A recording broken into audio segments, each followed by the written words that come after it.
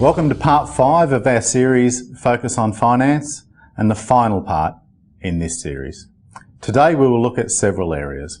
We'll look at finance for different strategies, whether it be buying to hold an investment or owner-occupied property, buying to renovate or subdivide and then continue to hold the property, or buying to renovate, subdivide and sell the property. We'll look at some exit strategies for reinvestment, for profit and retirement. And we'll take a quick look at hedging your bets and covering your risk. So risk insurance, both personal and rental. As has been well covered, all people's or entities' structures will vary greatly. And again, we will attempt to keep it simple and cut through the jargon. Looking through some simple scenarios to give you a basic understanding. Your situation may well be more or less complex. But we again hope to put you on the right track so that when planning, you can ask the right questions. As I said right in the beginning of this series, we don't wish to try and turn you into financial gurus.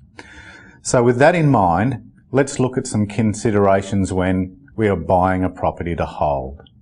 With a longer term view, we're talking here of at least 5 years. Now the first consideration is, do you intend this to be your only or final purchase for at least 5 years? Which is often the case for owner-occupiers, especially first home buyers. Now this is an important consideration when considering your finance option. So the point is, are you likely to keep the finance unchanged in the next 5 years? Not buy another property, not need to refinance or get extra funds for renovations and similar type of situations. These questions need to be considered for several reasons. If the finance is unlikely to need changing in the next few years, then the following points can be considered. 1. Future borrowing power need not be a strong consideration, so we can simply look for a competitive product and rate. 2. A loan with a higher exit cost in the first 3 or 4 years may come back into contention if the rate is more competitive. 3. Budgeting for payments can be more clearly defined and fixing all or part of the loan may become a consideration. 4. Strategies to pay down debt can be more clearly put into place and may be more relevant. Tax effective debt or not, and which to pay down first, principal and interest or interest only payments. A quick word of warning here. Many times I've seen people fix or choose a loan with high exit costs in the first few years thinking that their situation won't change, only to find that it does. This can be due to many reasons. A relationship failure, overspending on small credit and the need to refinance and consolidate debt, income or equity increases and they want to invest, or they simply want to move properties or restructure for a renovation or extension. Many things can affect your need to borrow in the future. And all these and other factors need to be considered. Just remember that 5 years is a long time. Keep that in mind. Now, buying to renovate or subdivide, then hold or sell for a profit. Let's look at some considerations. 1, a flexibility of lender is very important. Your future borrowing capacity becomes important. Fixed may not be a good option as refinancing or restructuring may be required down the track. Even if you're holding the property after a renovation or subdivision, a restructure may be required on completion, and fixing is likely best left until the time of completion. Exit costs on a fixed rate loan can be costly. Okay, some traps to be wary of. Make sure that ongoing costs are considered. Interest costs, renovation and subdivision costs, for example. You may not be able to borrow against the increased value of the property until completion. For example, if you buy a property at $300,000 and borrow $240,000 at an 80% loan to value ratio, renovation or subdivision costs may be $50,000. Now, if you're doing the renovations yourself, borrowing the extra funds may not be an option until completion and a revaluation can be done. It is possible at this stage, if the valuation comes in high enough and you qualify, then you may recoup the full amount that it has cost you to renovate or subdivide. It's also possible that if the valuation comes in short at that point, that you can't borrow that money. Now, if you're on a fixed price building contract of the same $50,000, then you might be able to borrow $40,000 at that 80% LVR, so you'll still need access to at least $10,000. If you're subdividing, then borrowing the extra will likely not be possible until the titles are granted in that subdivision. You will need to fund the subdivision and then get the properties revalued. If the new value and service capacity permits, you should be able to recover the costs if necessary. An important point to remember here is that lenders don't calculate potential. Unless it is on a fixed price building contract, future value will not be considered in the valuation. Make sure you go into any project with your eyes open and allow for all of the costs. Be able to fund these costs from an alternate source. Otherwise, you just might be stuck in limbo. Can a line of credit be an option? Well, where loan to value ratio permits, yes. If you have a larger deposit and only need, for example, 50% of the purchase price, then still taking an 80% loan on a line of credit can be a way to manage cash flow, allowing you to capitalise payments, etc. This way you're only paying the interest on the funds used at any given point. If you have excess funds, these can be placed into the line of credit until needed. The small premium of rate on some line of credit facilities can be worth the flexibility in these situations. After completion, if you're holding the property, a reversion to a normal product can generally be facilitated. But some traps and pitfalls when subdividing or renovating, especially for owner-occupiers here. Making plans based on what a property might be worth, only to come up short, can be a big mistake.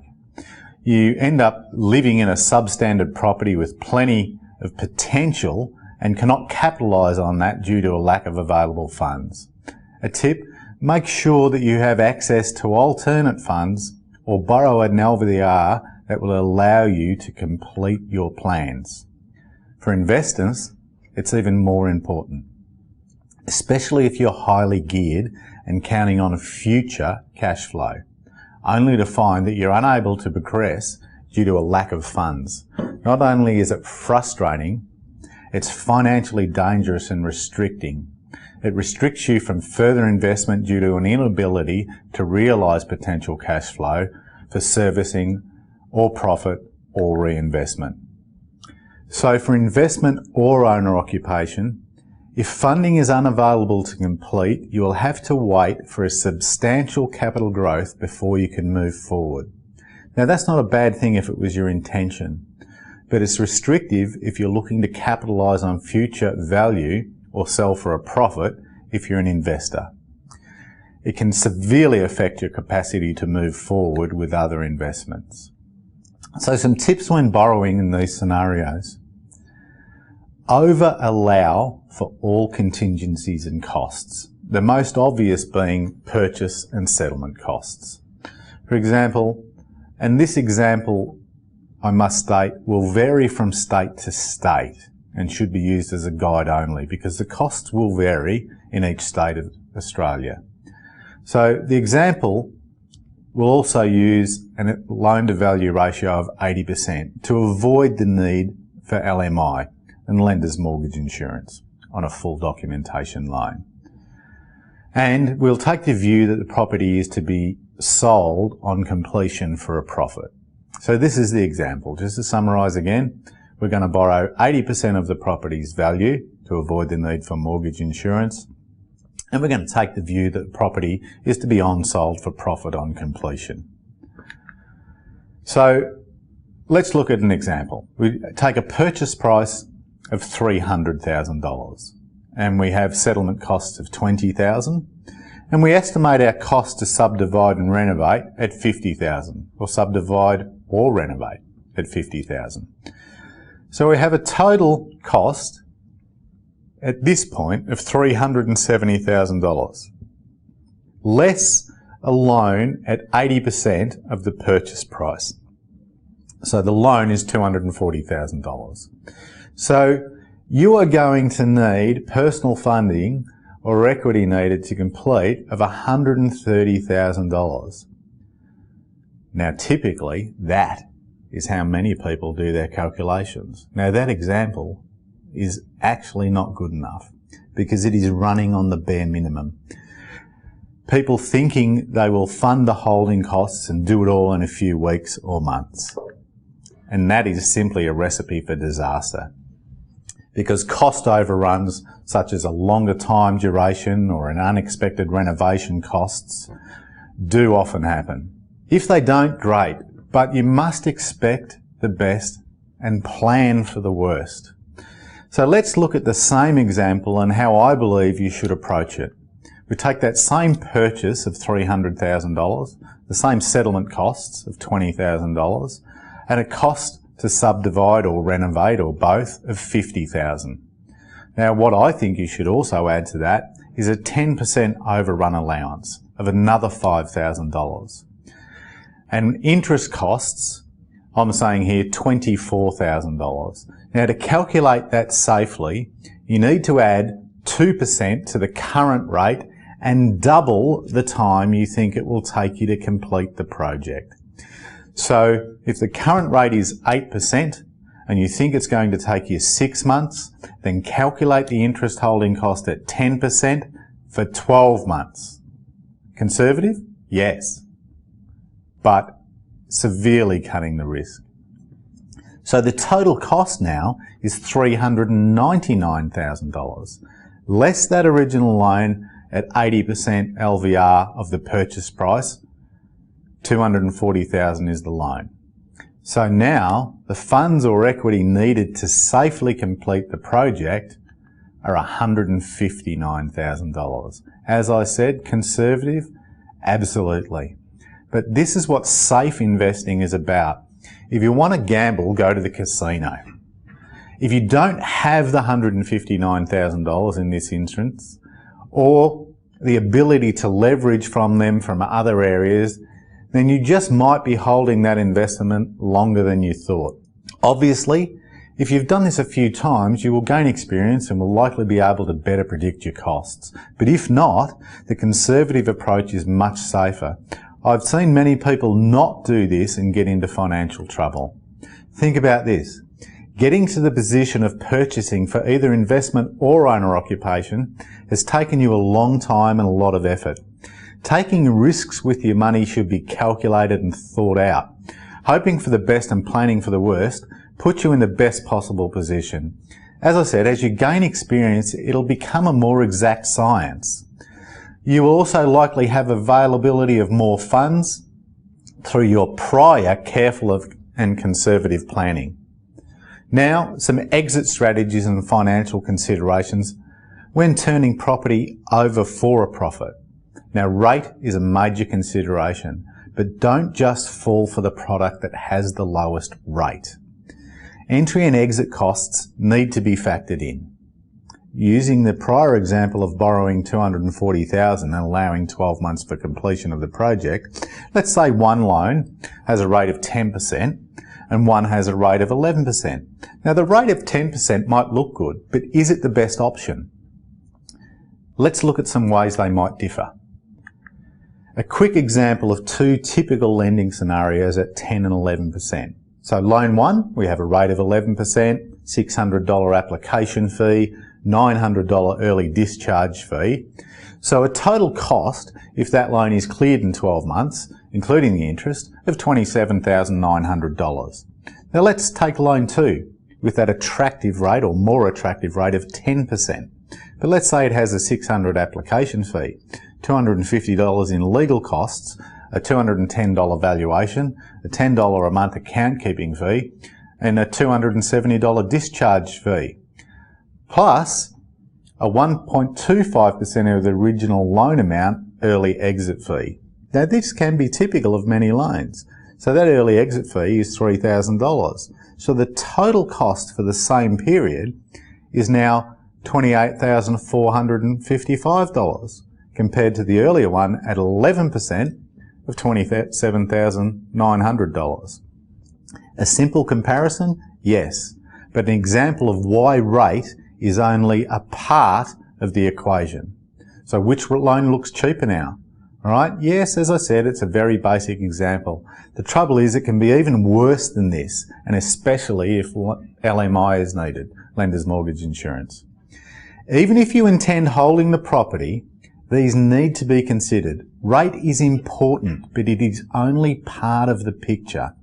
Flexibility is another consideration, even apart from the costs.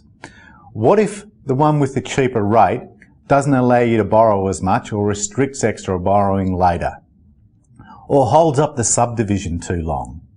Rate, costs, and flexibility of product and lender must all be considerations.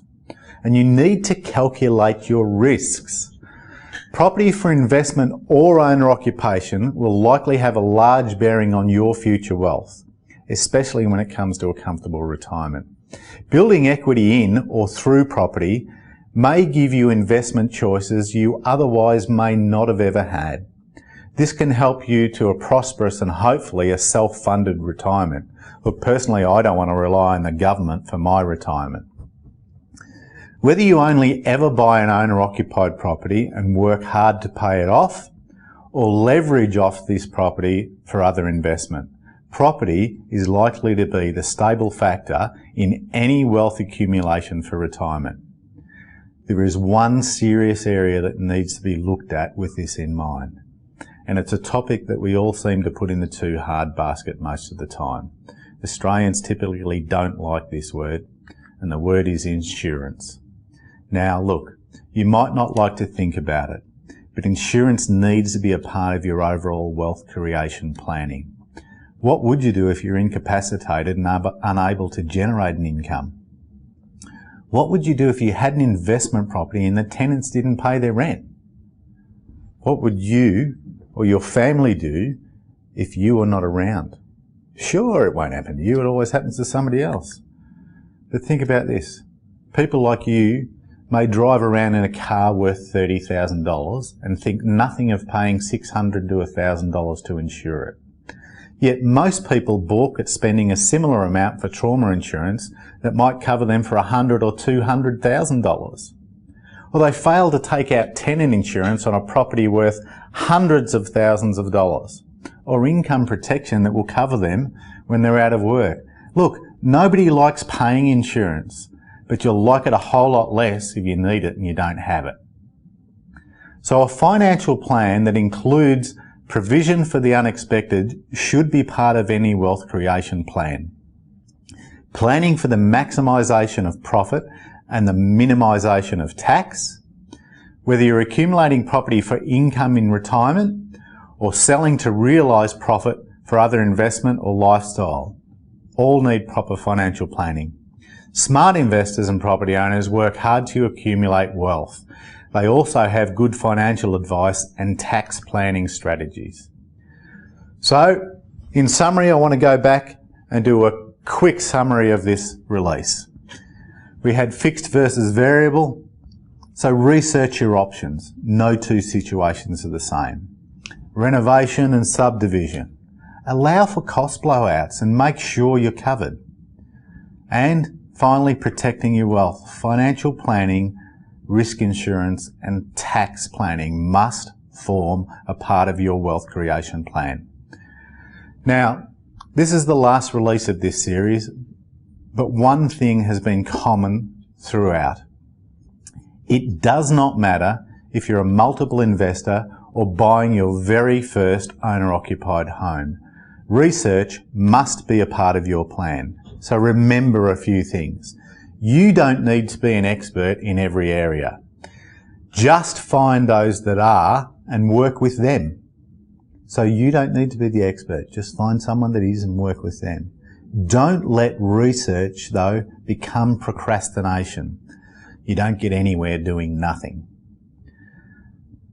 Another point is trust your instinct, gut, or whatever sense you need, and make a decision. Don't sit there undecided. It gets back to that procrastination. Make a decision.